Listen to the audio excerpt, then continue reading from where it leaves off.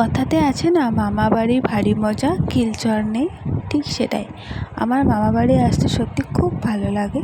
বিয়ের আগেও আমি আসতাম আর বিয়ের পরেও আসি।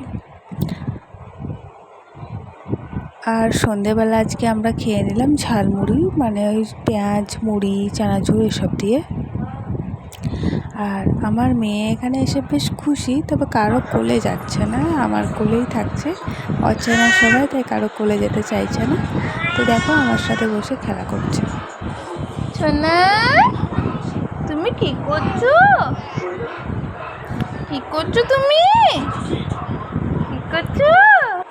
ওকে হাত আর আজকে রাতে হয়েছিল ডিমের ঝোল। দেখো কি সুন্দর না কালারটা এসেছে, আর খেতেও খুব খুব সুন্দর হয়েছিল।